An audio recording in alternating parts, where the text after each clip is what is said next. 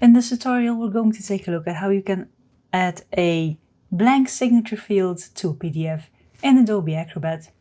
So in Adobe Acrobat, I have my file here and I'm going to go to Edit. In Edit, I'm going to choose, in other options here on the left, Prepare a Form, which lets you prepare a form easily from a file. So you can select a file, scan a document, start from a blank page, or create a web form even. But I want to use the file I have open for the moment, so I'm going to click Create Form. Now it will tell me that there are no new form field annotations detected, and that's okay. So just click OK, and then we have our form here, and we have lots of options to the left to prepare that form. And we're going to add this form component called Digital Signature.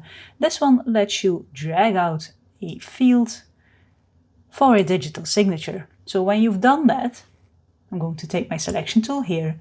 You can either double click it or right click and choose properties. And when you double click it or choose the properties, you can adjust some things. You can adjust the name and even add a tooltip.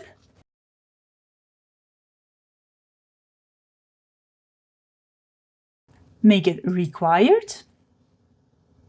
And you can do other things as well. You can change the appearance, give it a border. Text font can be changed, the position also. Actions, you can choose if you want to have actions.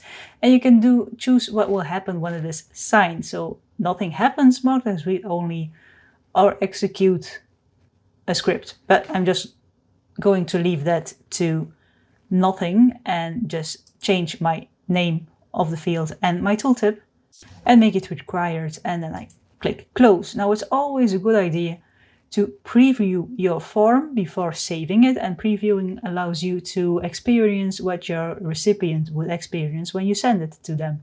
So when I click preview, I get the preview of this form, and then we get this field here. As you can see, my tooltip info is shown, and then when I click, it will ask you to sign, which you can either sign with an existing digital idea, or you can configure a new one, and then you can click continue.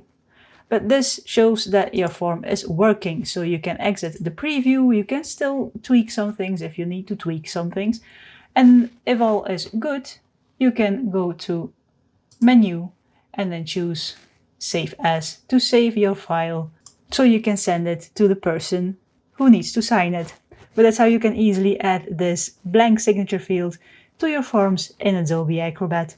Like the video if you liked it, subscribe if you want to see more of my videos, and as always, thank you for watching, and I'll see you in the next one.